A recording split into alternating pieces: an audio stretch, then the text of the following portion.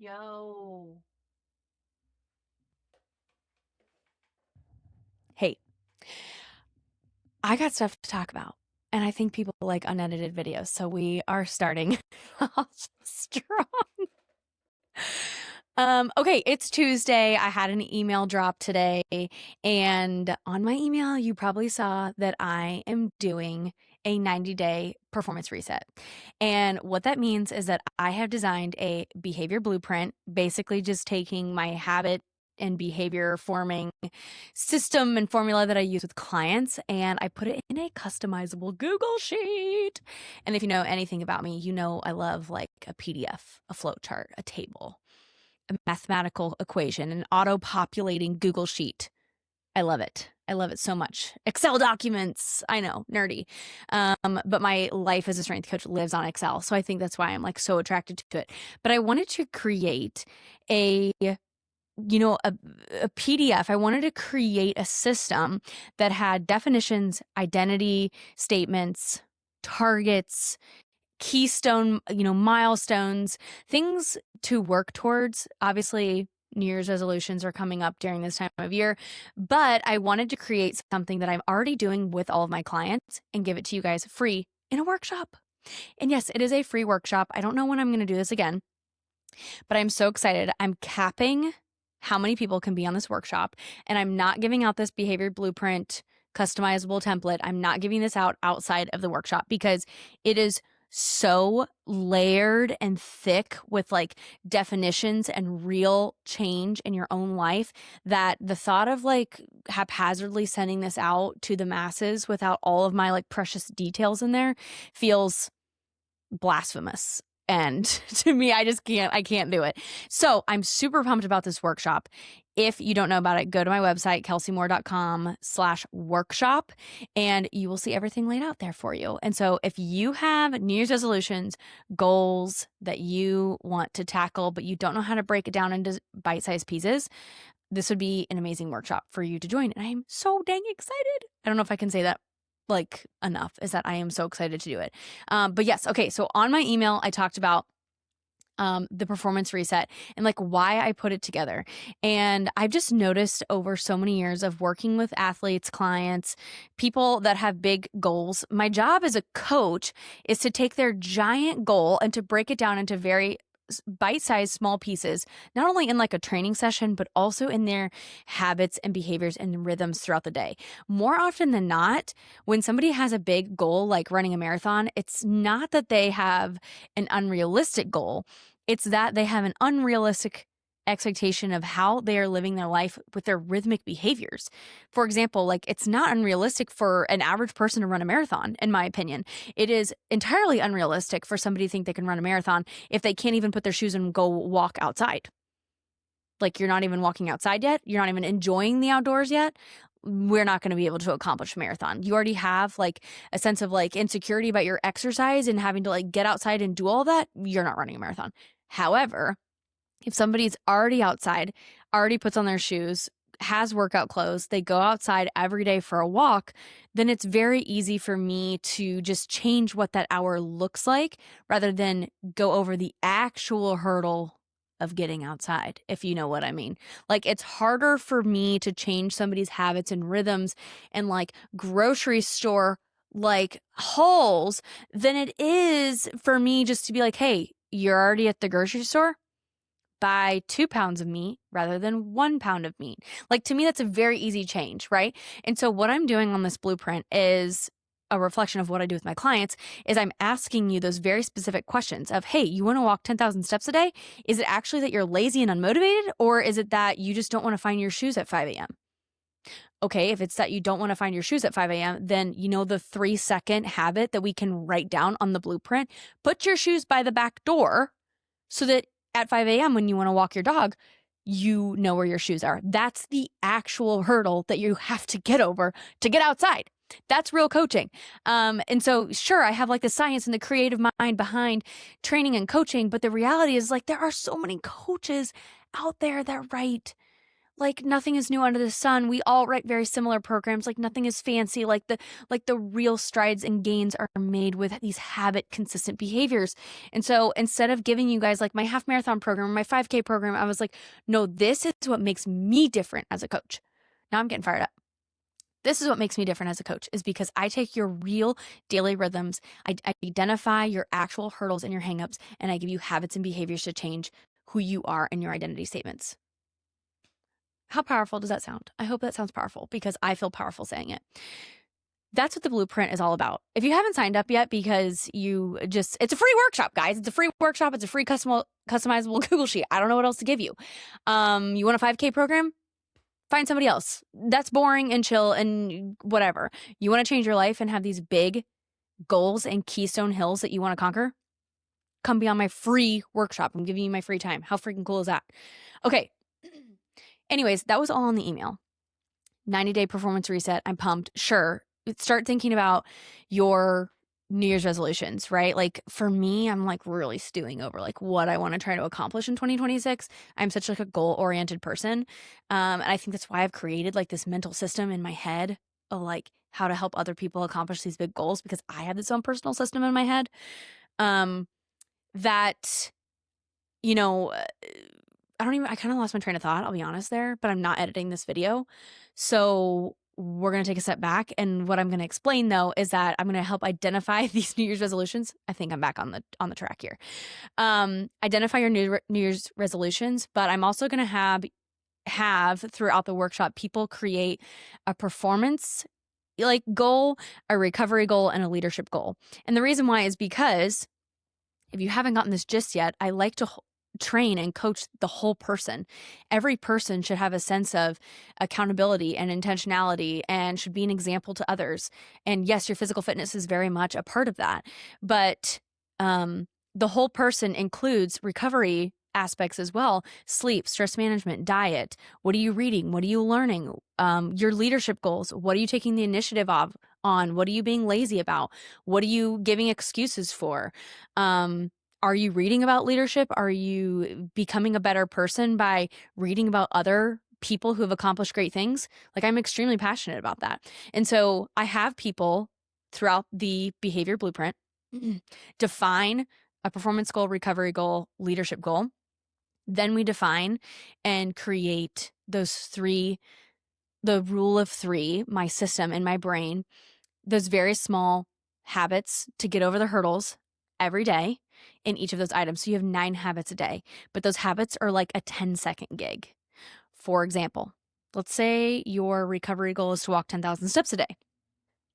I've already used this example, but same old thing, right? If that's my Keystone Hill, walk 10,000 steps a day, then I have 3 recovery habits I need to do every day to set myself up for success for that. So for example, my morning one might be putting my shoes by the back door. Actually, that might be my evening one, because then I can get up and walk the dog in the morning, right? My shoes are already by the back door. I already know what I'm doing with my headlamp and my concealed carry firearm, right? It's all ready to go. And then maybe my second recovery goal is, or my recovery target that I'm trying to hit, is that I'm getting 10 minutes of walking outside after lunch, because I have a flexible lunch at work, right? That is getting me towards my 10,000 steps a day. And then maybe my third one is to purchase a walking pad for Christmas. And instead of like going down the rabbit hole in my computer after work, programming and putting together 90-day performance reset blueprints and just sitting here on the stupid chair, maybe now I'm walking on my walking pad while I'm working on my computer. So maybe my afternoon goal is that instead of sitting while I'm programming, is that every time I'm programming, I'm walking on my walking pad. Bada bing, bada boom. Before you know it, you're hitting 10,000 steps a day. Okay. Whereas maybe somebody who didn't have this blueprint, like they are absolutely white knuckling these habits. They are miserably going outside and like frumping around the neighborhood trying to check off this box. There's no joy to it. There's no depth to it. They're not growing from it. They're just like they're sick of like, why did they chain themselves to this horrible goal of 10,000 steps a day, right? Like there's so many ways you could spin that. but I think it's really powerful to be able to define those. And I'm going to do that on the workshop. And yes, like this Excel document, this Google Sheet document auto populates. So at the end of it, when you print it out, it's like this beautiful, personalized, customized like sheet that you can put on your refrigerator. And it's also like it, gives you a bit of accountability because it's like there's little boxes to check. And then you count those boxes on like how many times did you do it and not do it? Are you a winner or are you a loser? You're not a loser. But maybe you'll feel like a loser because you didn't check as many boxes as you wanted. And I also direct you from there, even on the worksheet template. I even say, hey, did you only hit 5 boxes? You set unrealistic goals for yourself. And that's exactly something that I say to a client if they're not meeting the standard that I want them to. Hey, we have unrealistic expectations and goals for your current daily rhythms. We need to back up a step and redefine those. Are you hitting all of them? Okay, great. We need to progress them. And so that's why I made it 90 days. Not only is that like a part of the rule of 3, give yourself 3 months to accomplish something, but you would be shocked within 90 days what you can do to yourself. And also it's like quarterly in the year, right? Like you can have 4 rounds of this. Like it's just a beautiful round divided number in my mind. I love it. So that's what we're doing on the performance reset. This also kind of ties into a bigger theme that I've just been really ruminating over the past like week or so because I listened to a podcast. I'm always listening to like podcasts with people who, make millions of dollars or they climb Mount Everest or they have, spoken at the biggest conferences or, won the biggest games. I love hearing and listening to them because I know we like to give excuses to people who make millions of dollars like, oh, they inherited that money. No, actually, I think I would probably make an argument that a lot of those people are self-made millionaires because they have figured out a system to get there. And I love listening to them because I just glean so much. I think that's why I love listening and reading books because it's like a person who's super smart has taken all of their time, money, energy to write a book for you. Like you layman's person can consume the gold standard information from somebody who is extraordinary. How amazing is that? Anyways, I was listening to a guy on a podcast who makes millions of dollars. He was talking about leadership. I think he does consulting or something for like bosses of big corporations, like Fortune 500 companies. And he talks about how successful leaders have to have a large amount, like an extraordinary, I've said that word twice now, 3 times, extraordinary amount of self-belief. And to me, self-belief looks very different than arrogance. It looks very different than cockiness. It looks very different than like being pompous and almost even different than like confidence, because confidence to me feels, I mean, it can be like an internal thing, but it also can feel like a little bit vain sometimes. Like, oh, that person's confident. Like they could be faking it. Like you could put on like a confident face, even if you're faking it. But when I hear self-belief, like that is a heart, like internal thing. Like they believe that they are the leader. Like what if you got behind somebody that was like, I'm not the leader, but they were your boss? What if the boss was like, I'm not your boss? You'd be like, what the heck? Like you're like, no, you're my leader. Tell me what to do. What direction are we working in? What are we doing? Like that. You want your boss, you want the head of the household, you want the pastor of your church, you want these people in positions to have a sense of self-belief, because if they don't, then it's like, who the heck are we following here? That has made a huge impact on me because sure, when you rebrand, like you could have the fear of like people misunderstanding you. And so I think over the past like little bit, my sense of self-belief maybe has wavered because, life, the difficulties of getting over all of that.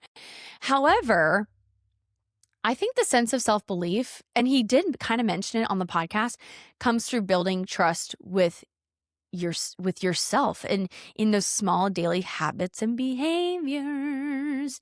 You build that sense of self-belief because you know that you've done those tiny little habits and behaviors 100 times.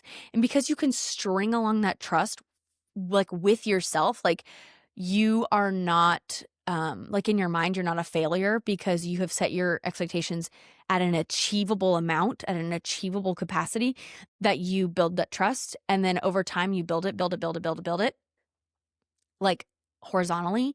And then your capacity goes up for bigger and better projects, responsibilities, goals, right? And so like that's when everything starts like growing and getting bigger and having this lift on it because you have consistently shown up for those habits and behaviors. And to me, again, that sounds way more powerful than like some influencer or somebody on TV. Kim Kardashian, okay, I'm sorry, I love the Kardashian show because I've watched it since high school and now we're sidetracked. But do you remember the hilarious thing that Kim Kardashian said on an interview once where she said, Get your effing A up and work. Stop making excuses, right? It was like it was so funny because, you know, Kim Kardashian, sure, is she self-made? Sure. Maybe not. I don't know. But it was kind of a joke. She got like really reamed for it. Anyways, that sounds so silly to me. Like, get your butt up and work. Okay, that does nothing for me. You know what does actually change me? Saying, hey, Kels, put your shoes by the door. If that's the problem in the morning, put your shoes by the door. Get the leash, get the dog leash, get your headlamp. There you go. Now you have no excuse. Your shoes are on. Your dog is already on a leash. And if your dog's psycho, you know you're already going outside because you can't put a leash on a dog and then not go outside. That's horrible and inhumane, in my opinion. Okay. So that is like actual realistic change for me, not like these stupid cliche, like get to work, you boss babe. No, that's stupid. And like you've not actually like work with a human being back to back. Like if that's how you go about coaching, mentoring, coming alongside people. So, to put all of that together, sure, I've created this blueprint, super excited about it. Please come join my workshop. I don't know when I'm going to do it again. It's free, but I'm capping the seats. You get the customizable template. I truly believe that the habits and behaviors of a real world leader, somebody who takes the initiative, is somebody who creates trust with themselves over time because they're creating realistic and repeatable behaviors for themselves that they can achieve every single day. And I'm going to help you define that. We're going to do it together. Super pumped about it. I don't know when I'm going to put out another YouTube video, maybe before Christmas, maybe not. But I hope you guys have a wonderful Merry Christmas. And I say Merry Christmas on purpose. Merry Christmas. Merry Christmas. Jesus came in a manger for you on Christmas. How amazing is that? I hope you have a wonderful Christmas and a blessed New Year. Bye.